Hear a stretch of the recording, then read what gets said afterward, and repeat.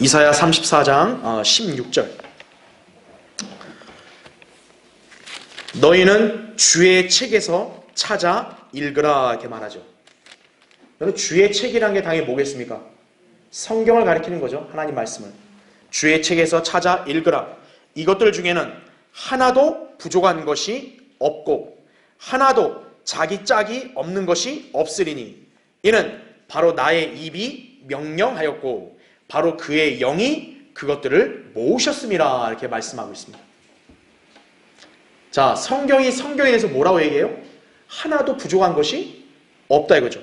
하나도 자기 짝이 없는 것이 없다 이거죠. 성경은 위대한 책인 거예요.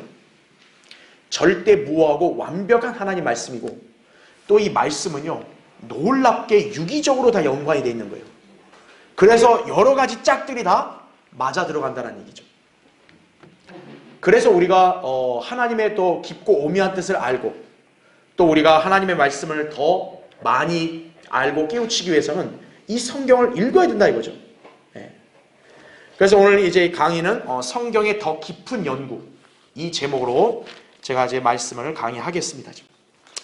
자, 교환을 메뉴를 보시면 성경은 하나님의 말씀으로서 단순한 인간의 저작이 아니다 이거죠.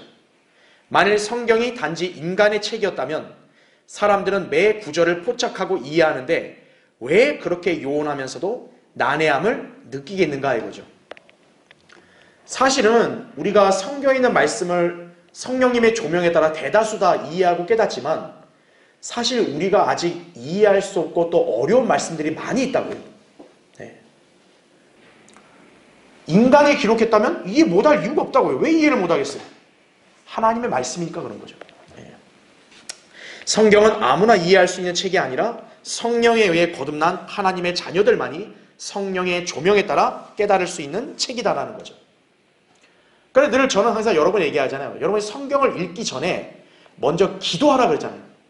주님께 지혜를 구하고 성령님께 저를 가르쳐달라고 조명을 비춰달라고 여러분이 먼저 기도하고 성경을 읽어야 되는 거예요. 우리가 예배 때마다 또 제가 기도회 때도 강의할 때마다 기도를 먼저 하잖아요. 왜냐하면 전달하는 저나 듣는 여러분 모두가 성령님께서 조명을 비춰줘야 가능한 거예요. 안 그러면 우리가 성경의 연을 깨달을 방법이 없다고요. 그렇죠? 네. 인간은 성경을 대할 때 이성으로 접근하지 말고 믿음으로 받아들여야 한다 이거죠.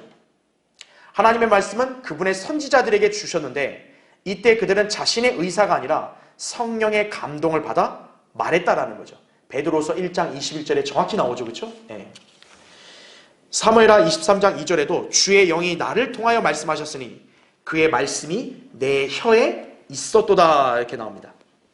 사도나 선지자들이 이 말씀을 기록한 것이 성경이기 때문에 성경은 하나님의 말씀이다라는 거죠. 방금 제가 얘기한 대로 선지자들이 성령의 감동으로 말했다 했잖아요. 그런 선지자들이 말을 기록한 거잖아요. 그러면 당연히 그 성경은 하나님의 말씀이라는 것을 우리가 결론을 다 이룰 수 있겠죠. 그렇죠? 그러면 우리는 성경의 권위에 대해서 알고 그것을 인정하며 말씀을 믿고 공부하는데 힘써야 하는 것이다라는 거죠. 그냥 뭐 수박 겉핥기 하듯이 간단히 읽는다고 성경을 아는 게 아니라는 거죠. 성경을 여러분이 제대로 알려면 집중해서 하나님 말씀을 더 깊이 있게 읽고 상고하고 공부해야 된다는 얘기죠. 그걸 우리가 다시 한번 이 시간을 통해서 마음에 새기고 또 성경에 관한 권위와 또 이렇게 완벽한 말씀을 우리가 잘 받아들일 수 있어야 되죠. 여러분이 IQ가 높지 않아도요. 마음으로 하나님 말씀을 받아들이면 여러분 많이 깨달을 수 있는 거예요.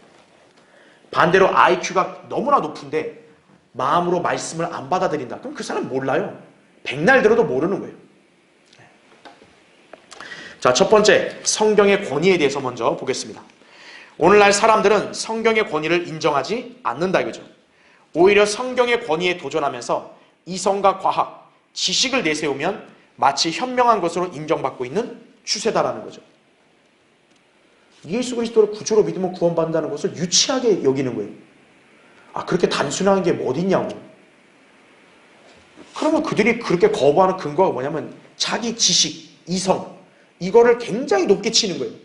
아, 나는 현명하고 똑똑하니까 그런 유치한 거 안 믿는다. 이게 지금 세상 사람들의 인식이라는 거죠. 예. 사실 인간들은 성경을 놀라운 책으로 시인하면서도 그 책의 권위를 인정하기 싫어한다 이거죠. 몇몇 성도들은 예수 그리스도를 최상의 권위자로 인정하면서도 성경의 권위에 순복하지 않고 심지어 무신론자들까지도 성경을 훌륭한 걸작품으로 격찬하지만 역시 성경을 따르려고 하지 않는다 이거죠. 이것이 바로 인간들의 완악한 죄성이 내재해 있다는 증거다 이거죠. 제가 예전에도 한번 언급했잖아요. 성경은요 베스트셀러라니까요. 인류 역사가 진행된 이후로 성경은 독보적인 1위예요. 모든 독자들의 인기책이라고요. 그러면 성경을 믿는 사람들이 많아야 될 거 아니겠어요? 근데 오히려 훨씬 적어요. 바로 왜 그러겠어요?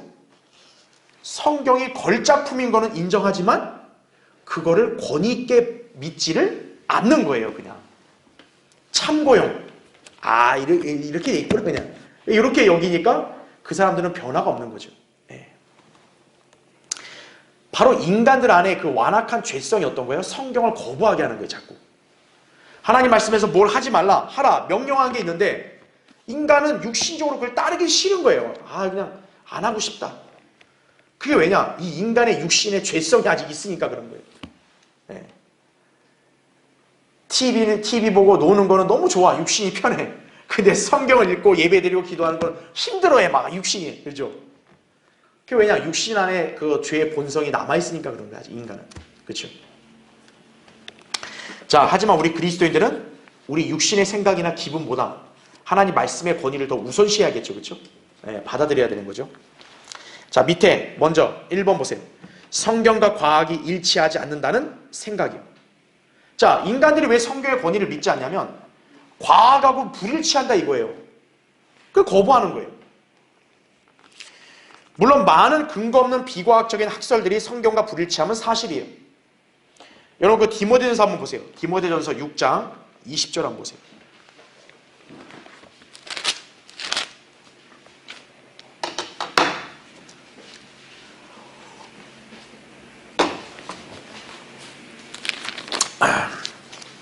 디모데전서 6장 20절.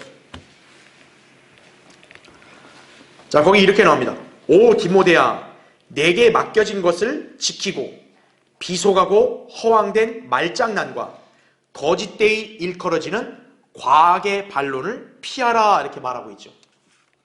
자, 지금 여기 보세요. 성경에는요, 이 과학을 이게 우리가 뭐 사이언스 이렇게 맞다 얘기하는데 요거를 비속하고 허황된 비속하고 허황된 말장난이라는 거죠. 그러니까 거짓이라는 거예요. 거짓. 이 과학을. 자, 세상의 사람들의 인식에는 이게 받아들일 수 없는 거죠. 아니 어떻게 과학만큼 정확한 게 어딨냐 이거예요. 자, 그럼 여기서 말하는 과학이 뭘까요? 성경에서 이 바울이 얘기한 대로 과학의 반론 이랬잖아요. 반론. 이게 바로 뭐냐면 성경을 대적하는 과학을 말하는 거예요. 그래서 여러분 이 과학이 주로 그래서 대표적으로 뭐가 있냐? 진화론이 있는 거예요. 진화론. 진화론. 진화론이야말로 정확히 성경의 권위를 대적하는 거죠. 꾸며낸 거짓말 아니에요. 그러니까 이게 바로 비속하고 황된 말장난이라는 거죠. 인간이 원숭이에서 인간이 됐다는 게 얼마나 이게 말 같지 않은 소리인 거예요. 이거를 피하라 그런 거예요. 그래서 우리 그리스도인들은 어떤 관점을 가져야 되냐면 우리는 과학적인 사실들은 당연히 받아들이죠. 이해되시죠? 그러니까 우리는 이 성경을 거부하고 반대하는 과학은 당연히 우리가 무가치하게 여기고 피하지만 거부하지만 과학적인 사실들은 우리가 인정한다 이거죠. 왜요? 이 과학적 사실 안에 있는 이 자연의 법칙을 사실 누가 만드신 거예요? 하나님이 만드신 거 아니에요. 그러니까 우리는 과학적이라는 것을 인정해요. 그러니까 우리를 오해하지 말라 이거죠. 우리가 과학의 반론을 우리가 무가치하게 여기고 거부한다 해서 과학을 아예 쌍그리째 무시하는 게 아니에요. 과학적인 사실들, 법칙들을 인정하죠. 왜? 그것도 하나님께로 나왔으니까. 그러나 우리가 거부하는 게 뭐냐? 성경을 반대하는 이 허황된 말장난인 과학의 이론을 반대한다는 거죠. 바로 진화론 같은 거. 예. 지금 세상은 진화론을 과학이라고 얘기하잖아요. 그렇죠? 사실 엄밀히 말하면 이건 과학적인 게 아니에요. 어떻게 인간이 원숭이에서 인간이 나온 게 그게 어떻게 과학적이에요, 그게. 근데 세상 학문이나 교육은 진화론을 과학으로 인정해 버린다고요. 그러니까 우린 이런 걸 피한다는 거죠. 이런 걸 거부한다는 거죠. 우리는 과학적인 것은 받아들인다는 거죠. 당연히. 수학도 받아들이죠. 1 더하기 1, 2 안 받아들이는 사람 있어요? 받아들인다고요. 성경에 대적하는 반론, 허황된 말장난 이런 것들은 우리가 철저하게 거부한다는 거죠. 배격한다는 거죠. 그걸 우리가 이제 잘 구분해야 됩니다. 그래서 근거 없는 비과학적인 학설들, 당연히 이런 것들은 성경과 일치될 수가 없죠. 그렇죠? 그런 건 당연히 거부해야 되는 거죠. 인간은 선택을 해야 되는 거죠. 그런 걸 믿을 거냐 아니면 성경을 믿을 거냐 선택을 해야 되는 거죠. 네. 자, 그 다음에 2번 보세요. 성경과 지질학이 일치하지 않는다는 생각이다라는 거죠. 특히 여러분 그 옛날 그 구약의 역사 보면 뭐 여리코성이라든가, 그죠? 또 노아의 방주라든가, 이제 이런 사건을 안 믿는 거예요, 사람들이. 왜? 지질학적으로 뭐 이거 안 맞고 그런 거 없지 않냐고, 이거 남은 거 없지 않냐고 그렇게 얘기하는데, 사실 올바른 지질학, 고고학적인 것은 성경이 진림을 입증해 주고 있어요. 노아의 홍수, 여리코성의 잔재 이런 것들은 고고학적으로도 발견이 됐다고요. 예. 그러니까 올바른 지질학이나 고고학은 오히려 성경을 진림을 입증해 주고 있다. 이렇게 여러분이 이해하시면 됩니다. 예. 3번, 성경과 일반 과학은 일치하지 않는다는 생각이다. 말이 안 되죠? 오히려 성경은 과학보다도 앞서 있는 거예요. 그걸 여러분이 잘 아셔야 됩니다. 자, 4번, 성경과 지리학은 일치하지 않는다는 생각. 지리학이 발달할수록 성경의 지명은 사실임이 입증이 된다는 거죠. 그 다음에 5번, 최상의 권위를, 자, 이거 보세요. 이게 대다수 교회 다니는 사람들, 특히 로마 카톨릭 교도들이 바로 이런 생각을 갖는 거예요. 최상의 권위가 성경이 아니라 뭐라고 생각하기 때문에 그래요? 교회라고 생각하는 거예요. 이게 뭔가 그럴듯해 보이잖아요. 그게 아니라는 거죠. 최종 권위는 교회가 아니라 성경이 돼야 되는 것이에요. 우리 교회도 어때요? 신약 성경의 기조 위에 세워졌기 때문에 우리는 신약 성경을 최종 권위로 믿지 무슨 성경 침례교를 최종 권위로 믿는 게 아니라는 거죠. 그걸 기억하셔야 돼요. 자, 거기 보세요. 교회는 신약에서 세워진 것이지 구약에서는 아니다. 하나님의 절대 무오한 말씀은 교회의 역사보다도 훨씬 오래되었으며 보다 정확한 것이다라는 거죠. 여러분, 성경에는 신약만 있어요? 구약도 있잖아요. 그렇죠? 구약 성경은 이미 교회에 있기 전부터 있잖아요. 그렇죠? 그러니까 최상의 권위는 교회가 되면 안 된다는 거예요. 목사나 선직자가 되면 안 된다는 거예요. 최상의 권위는 성경이 돼야 되는 것이에요. 자, 6번. 무관심으로 인해 성경을 불신하는 거예요. 거기 예를 들은 말씀이 있는데 거기 사도행전 18장 17절 나오죠. 그러자 모든 헬라인이 회당장 소스테네를 붙들어다 재판석 앞에서 때리나 갈리오는 이 일에 전혀 상관하지 아니하더라 이거죠. 진리 때문에 맞고 있잖아요. 근데 신경 안 써버리는 거예요. 무관심이죠. 우리가 복음을 전하고 진리를 증거하는 데 있어서 뭔가 논쟁이 있다. 그러면 어떤 것이 올바른지를 알고 받아들이면 되는데 관심이 아예 없어요. 그냥. 에이, 뭐가 옳든 틀리든 그게 뭔 상관이냐 이거죠. 나한테 뭐 떡고물이 떨어지냐 이제. 인간이 그거예요. 쉽게 말하면. 그러니까 무관심 때문에 성경의 말씀을 안 믿는 사람들이 사실 대다수라고요. 그래서 이런 사람들 때문에 어때요? 성경의 권위가 가장 최고임에도 불구하고 정작 세상에서 그렇게 높여지지를 못하고 있는 것이에요.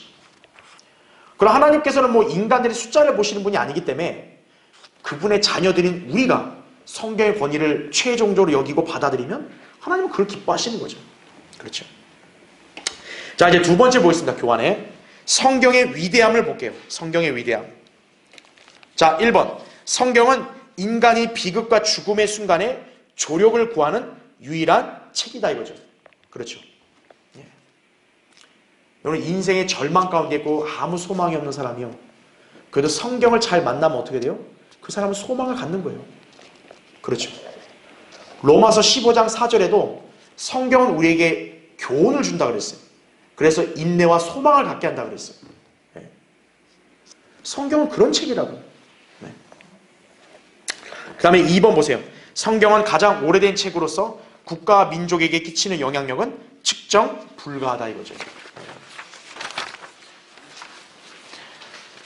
세상 사람들은 이 말을 이해를 못하겠지만 영적인 그리스도인들은 아는 것이, 우리가 인류 역사에서 예를 든다면 이스라엘 민족이 있겠고 그 다음에 영국과 미국이 있는 거예요. 영국이 킹제임 성경을 출간해서 그 킹제임 성경을 기조로 세계 부흥과 선교를 주도했죠. 하나님은 그런 영국을 세계에서 태양이 지지하는 나라로 만들어 주신 거예요. 지금 미국이 슈퍼파워라지만요, 미국은 옛날의 대영 제국에 비하면 아무것도 아니에요. 지금 옛날에 대영 제국의 그 식민지가 엄청나게 많았다고요. 여러분, 중국의 홍콩도 사실 영국의 관할지였잖아요, 원래가. 그 얼마나 넓어요, 대영 제국이 진출한 그 영역이. 그러면 대영 제국이 어떻게 그렇게 강성해졌냐고요. 킹제임 성경을 기조로 왕이 선포하고 하나님 말씀을 믿고 실행하는 그리스도인들이 있었기 때문에 그 나라를 하나님께서 세계 최강으로 만들어 주신 거예요. 근데 그런 영국에서 킹제임 성경을 배출한 그 나라에서 변개된 성경이 나와버린 거예요. 그리고 킹제임 성경을 치워버리고 변개된 성경을 붙들어버린 거예요. 그러면서 결정적으로 영국이 이스라엘에 대한 약속을 배반해버렸죠. 그러니까 하나님이 그때부터 영국을 버려버리신 거예요. 그 영국은 지금 일개 섬나라로 전락해버린 거예요. 그냥 세계 5대 강국 5위권밖에 못 드는 나라로 가버린 거예요. 그 영국의 뒤를 이은 나라가 누구냐? 바로 미국이에요. 240년 역사밖에 안 되는 나라가 세계 패권을 진 나라가 된 거예요. 한순간에. 왜죠? 킹제임 성경을 받아들였기 때문에. 미국의 대통령들이 킹제임 성경에 손을 얹고 선서하고 세계의 복음과 선교를 앞장서는 나라가 되니까 하나님께서 슈퍼파워로 만들어 주신 거예요. 그걸 아는 나라가 없어요. 그걸 아는 세상에 그 어떤 학자도 없어요. 그런데 그럼 미국이 어떻게 되냐? 지금 망해가고 있는 거예요, 미국이. 왜죠? 이걸 버렸기 때문에. 미국도. 이제 미국이라는 나라도 이제 끝나가는 거예요. 그걸 몰라요, 세상 사람들은. 영이 가려져 있는 사람들은 전혀 모르는 거예요. 성경대로 돼가는 것이. 하나님께서 예언에 따라서 이제 미국이 패권지고 미국이 쇠락하면 그 다음 이제 넷째 짐승이 올라온다 그랬잖아요. 예언대로 되는 거죠. 그럼 하나님께서 왜 그런 예언을 하셨냐? 바로 미리 아시는 거예요. 미국이란 나라도 하나님을 두려움을 잊어버리고 성경을 버려버리니까 그 나라도 이제 하나님께서 그냥 쇠락시키는 거예요. 성경의 영향력은 그렇게 위대하다는 걸 아셔야 돼요. 자, 그 다음 페이지 넘어오셨죠? 맨 위에 3번. 신화, 공상적인 이야기, 그런 것들이 섞이지 않은 순수한 책이 바로 성경이라는 거죠. 그러니까 성경의 어느 부분도 이렇게 꾸며낸 이야기가 없어요. 어떤 신학자들은요, 창세기 1장부터 3장 있잖아요. 에덴 동산하고 이렇게 이브와 뱀이 이렇게 해가지고 대화한 거 있잖아요. 그런 걸 신화라고 여기거든요. 근데 성경은 신화가 아니에요. 성경은 정확한 역사책인 거예요, 그게. 여러분은 그러한 믿음으로 하나님 말씀을 대해야 된다 이거죠. 그럼 여러분이 깨닫는 거예요. 근데 여러분이 그렇게 안 하면 어떻게 되는 거예요? 여러분은 아무리 성경을 봐도 여러분도 모르게 되는 것이에요. 그걸 기억해야 합니다. 자, 세 번째 보겠습니다. 자, 그럼 성경에 모순이 있는가 이거예요. 여러분, 성경에 모순이 있을까요? 학자들이나 지성인들은 있다는 거예요. 아, 성경도 뭔가 앞뒤가 안 맞는다. 이런 얘기를 한다고요. 근데 이들이 그런 얘기하는 이유가 뭐냐면 성경에 있는 구절을 표면적으로만 보니까 그러는 거예요. 자, 몇 가지 예를 한번 거기 제가 제시해놨으니까 보세요. 자, 1번. 자, 요한복음 1장 18절에는 이런 말씀이 나와요. 아무도 어느 때나 하나님을 본 사람이 없지만 이렇게 말합니다. 자, 분명 이 구절만 보면, 액면으로만 보면 누구도 하나님을 본 사람 없는 거예요. 근데 거기 출애굽기 24장 10절을 보세요. 이스라엘의 하나님을 보니 그분의 발 아래는 마치 사파이어 돌로 포장한 것 같고 그 청명함은 하늘의 본체 같더라 이렇게 말하고 있습니다. 그러니까 이 구절을 보고 야 이거 봐라 성경이 안 맞지 않냐. 아무도 하나님 본 사람이 없다고 그랬는데 이스라엘 백성은 지금 하나님의 영광을 본 거죠. 앞뒤가 안 맞지 않냐 이렇게 얘기하는데 사실상 두 내용이 모두 맞다 이거죠. 하나님은 영이시기에 그들은 하나님을 볼 수 없었고 단지 하나님의 물리적인 영상은 보았다 이거죠.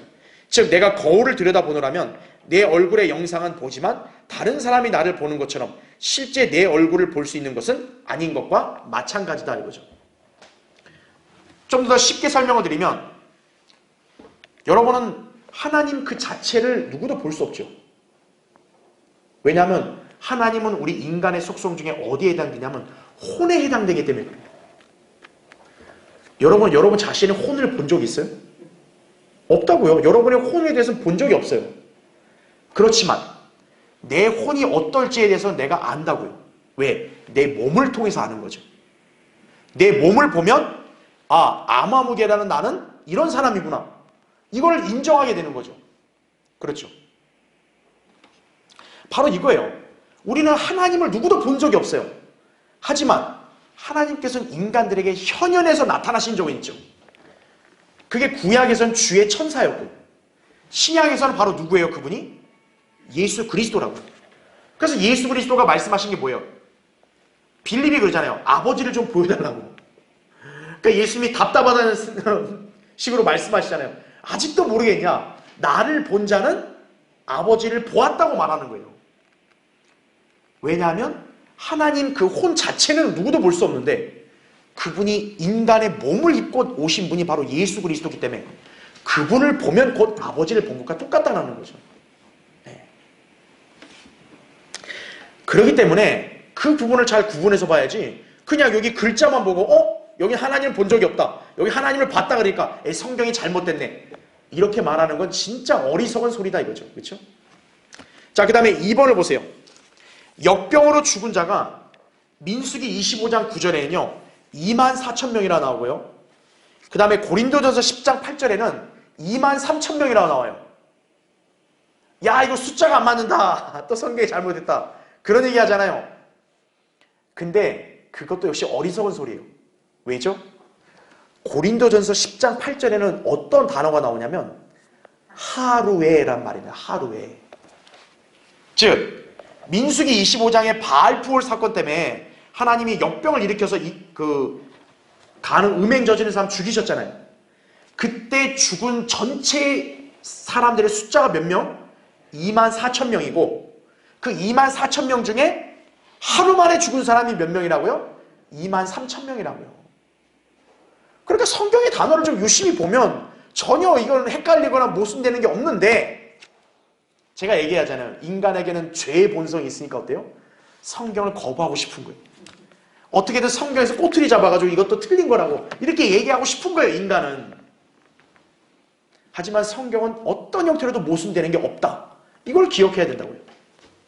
자, 3번을 보세요. 다윗이 은 50세켈로 타작마당과 소들을 구매했다는 말이 나오고요. 또 다윗이 600세켈을 지불했다는 말이 나옵니다. 자, 이게 언제 사건이냐면 이제 다윗이 하나님을 불쾌하게 되는 일을 했어요. 그게 뭐냐면 백성들을 계수한 죄를 짓습니다.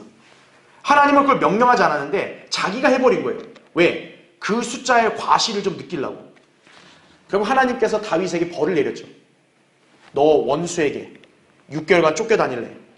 아니면 기근이 그 나라에 더 이렇게 임하게 할래? 아니면 전염병이 나오게 할래? 다윗 보고 세 가지 중에 하나 택하라 그러죠. 그래서 다윗이 전염병을 택하죠. 결국 이스라엘 사람 7만 명이 죽습니다. 그 왕의 한순간의 오판과 잘못된 행동 때문에 그 불쌍한 백성들 7만 명이 죽은 거예요. 다윗의 입장에서 그게 얼마나 찔리겠어요. 그래서 다윗이 어떻게 하냐. 자기가 값을 치르고 그렇게 아나니아의 타작마당을 이렇게 사는 거죠. 네. 사서 거기서 하나님 앞에 제단을 쌓은 거죠. 자, 그 사건이 사무엘하 24장에 나오고요. 또 역대기 하에도 나와요. 역대기 상에도 21장에도. 그런데 표현 방법이 달라요. 우리 지금 교환에 나온 대로 어떤 곳에는 은 50세켈로 타작마당과 소들을 구매했다고 나오고요. 또 다른 데는 600세켈을 샀다고 그래요. 이게 안 맞지 않냐? 이렇게 얘기하는 거예요. 그게 아니라 50세켈은 말 그대로 타작마당과 소들만 산 거고 600세켈은 뭐예요? 그 농지, 땅 전체를 산 값을 가리키는 거예요. 그러니까 성경이 모순되는 게 아니라 이거죠. 예. 그걸 기억해야죠. 그 다음에 4번 디모데전서 6장 16절에 보면 하나님은 빛에 거하신다고 말하고 있고요. 근데 열왕기상 8장 12절에 보면 주께서 짙은 흑암에 거하신다 이렇게 말해요. 야, 이거 성경이 잘못했다. 하나님은 빛 가운데 있다고 해놓고 하나님은 어둠 가운데 있다고 그러고 이거 잘못됐다 이렇게 얘기하잖아요. 역시 바보죠. 왜요? 하나님은 무소부재하기 때문에 어디든 다 거하시는 거예요. 하나님은 빛에도 계시기도 하고 어둠 가운데 계시기도 한 거예요. 그래서 어둠 가운데 있는 죄인들은 특성이 뭐냐면 내가 이렇게 몰래 죄를 지으니까 하나님이 나를 모르겠지 이거거든요. 근데 하나님은 어떻다는 거예요? 거기에도 계신다라는 거예요. 그게 무소부재라고요. 그러니까 이걸 모르니까 그냥 성경 구절만 딸랑 보고 이거 잘못됐다 이러는 거죠. 여러분 인간이요 참 이렇게 잔머리를 잘 굴리는 거예요.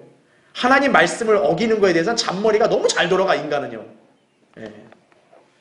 하나님 말씀대로 시키는 거 하는 거에 대해서는 막 되게 그냥 둔한데 요리조리 빠져나가는 건 인간이 너무 잘하는 거야. 그렇죠? 그러니까 우리는 마음 자세를 올바로 가져야 돼요. 하나님 말씀을 그대로 내가 믿는다 이거죠. 5번째 보세요. 5번 이사야 40장 28절에 보면 우리 하나님은 쉼이 필요 없다 그랬어요. 인간은 휴식이 필요하지만 하나님은 쉬지 않아도 된다 그랬거든요. 그런데 창세기 우리가 잘 알다시피 창세기 2장에서 하나님은 창조하신 지 7째 날에 어떻게 하셨어요? 쉬셨다고 나옵니다. 야, 성경이 또 잘못됐다 이거죠. 하나님은 쉬지 않는다고 했는데 7째 날에 쉬었다 이거죠. 출애굽기 31장 17절에도 하나님은 7째 날에 쉬었다고 해서 안식일이 나왔잖아요. 자, 그걸로 꼬투리를 잡는 건데 그게 잘못된 게 왜 그래요?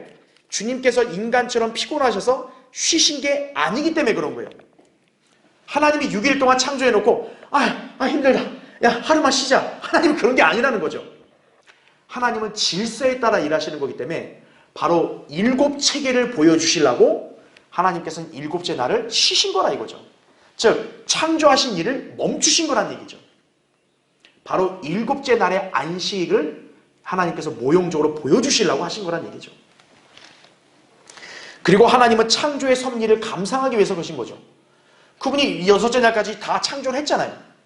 더 이상 창조할 게 있어 없어요? 없죠. 그럼 7째 날 뭐 하시는 거예요? 이제는 감상하시면 되는 거죠. 굳이 일하실 필요가 없다고요.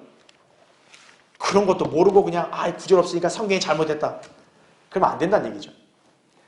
그 다음에 6번 요한복음 13장 27절에 보면 사탄이 저녁 먹는 중에 유다에게 들어갔다는 내용이 나와요.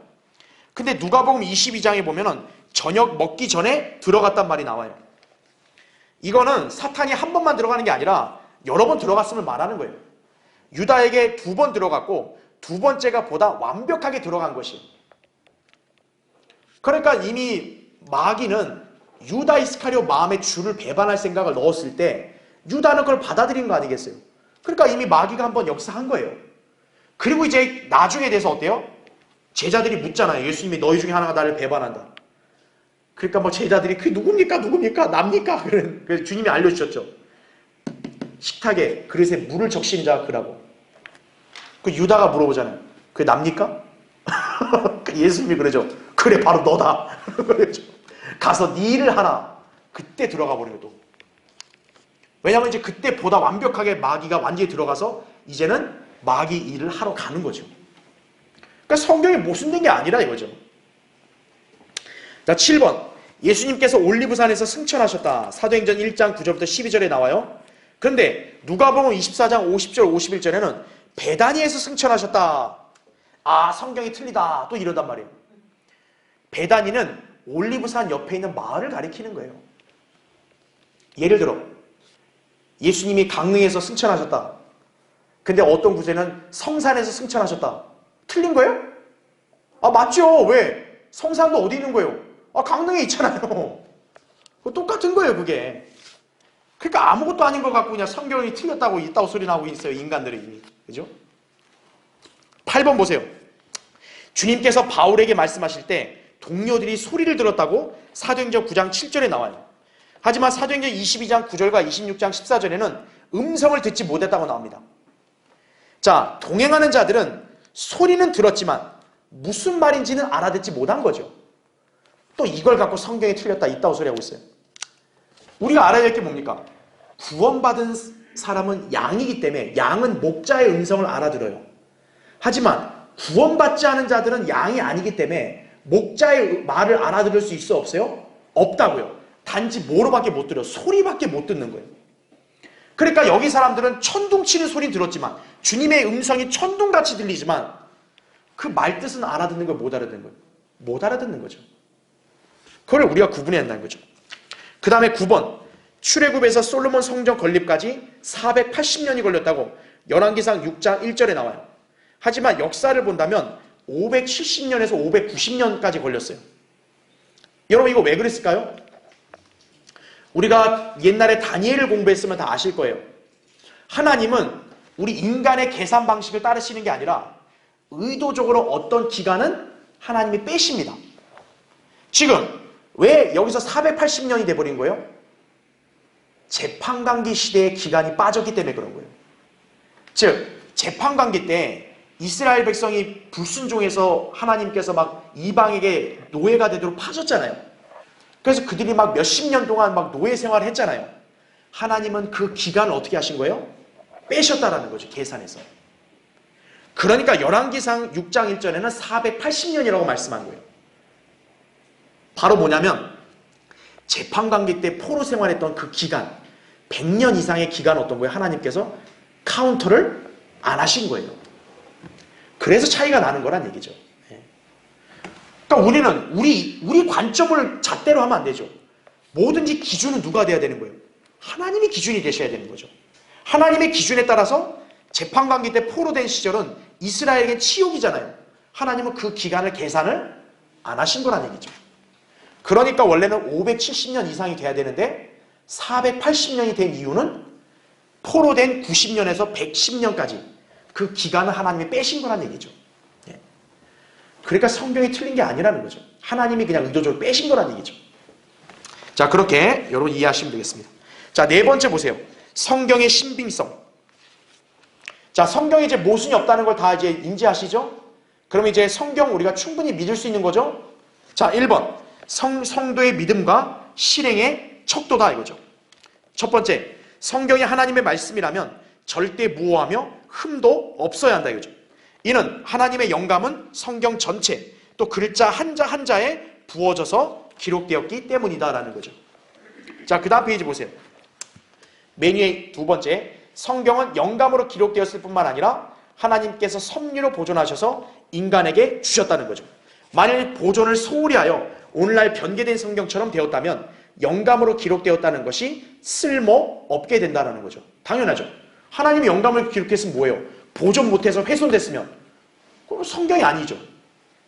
세 번째, 성경이 틀리게 되면 교리가 틀리게 되어 혼동이 약이 될 것이다.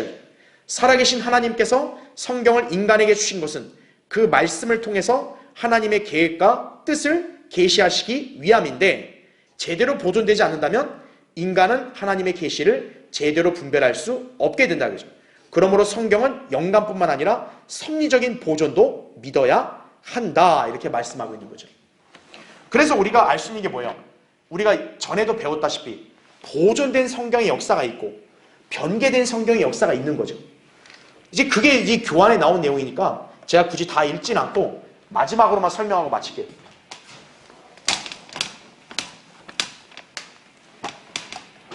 자, 우리 킹제임스 성경 있잖아요.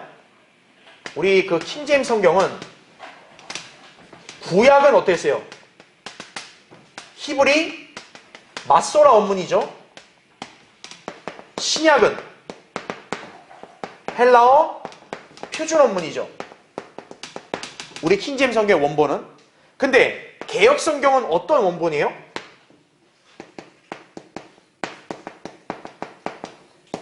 바티칸 사본과 신의 사본이에요. 여러분, 바티칸 사본과 신의 사본은 언제 발견됐냐면 하나는 1400년대, 하나는 1800년대 발견된 거예요. 개역 성경은 바로 이거를 원본으로 쓰는 거예요. 이걸 저본으로 한 거예요. 그럼 이게 얼마나 말이 안 되냐면 생각해 보세요. 바티칸 사본, 신의 사본이 특히 발견된 게 1400년대 또 1800년대거든요. 그러면 1800년대가 원본이면 그럼 그 이전에 산 사람들은 이거에 당연히 있어 없어요? 손에? 없는 거 아니에요? 그럼 하나님이 그 이전에 산 사람들은 성경을 안 줬다는 얘기네? 그죠? 말이 돼요, 안 돼요? 말이 안 된다는 거죠. 네. 그래서 개역 성경은 원본 자체부터가 성경에 자격이 없다는 거죠. 왜? 이들이 발견된 게 1800년대 줬으면 그럼 하나님은 거의 뭐 1000년 이상 아무 말씀도 안 주셨다는 거 아니에요? 우리 하나님이 그런 분이세요? 아니라는 거죠. 헬라어 표준 원문은 이미 과거부터 어때요? 계속 필사되어 왔단 말이죠. 필사돼서. 왜? 사람들이 오래 읽으니까 낡아지면 또 필사를 해야 될 거 아니에요. 필사해야 전수가 될 거 아니에요. 계속. 그렇게 이어져 온 거란 얘기죠. 네. 그래서 하나님은 그렇게 보존하셨다는 거죠. 이거는 그 증거가 없는 거예요. 보존됐다는 증거가. 네. 그래서 이거는 성경이라고 할 수 있는 자격이 없다. 이렇게 여러분 이해하시면 되는 거죠. 나머지는 제가 옛날에 그 성경에 대한 강의할 때 했기 때문에 넘어가는 거예요. 자, 결론적으로 성경책을 경배하는 것이 아니라 성경 말씀을 믿고 따르는 성도가 되어야 한다는 거죠. 성경을 뭐 부적같이 뭐 이런 게 아니라는 거죠. 우리는 성경에 기록되어 있는 하나님 말씀을 최종 권위로 믿는 사람이라는 얘기죠. 성경이 영감으로 기록되고 섭리로 보존되었기에 절대 무한 하나님의 말씀임을 믿고 그것을 최종 권위로 여기고 실행해야 한다 이거죠. 이것이 진정한 성도의 자세다라는 거죠. 자, 우리가 그동안 하나님에 대해서 또 성경에 대해서 공부를 다 했습니다. 그렇죠? 여러분 이거 잘 기억하시고 다음 시간부터는 이제 우리가 예수 그리스도에 대해서 좀 자세하게 공부해보는 시간을 갖겠습니다. 자, 우리 다음 시간에 하기로 하고 자, 기도하고 예배를 마치겠습니다.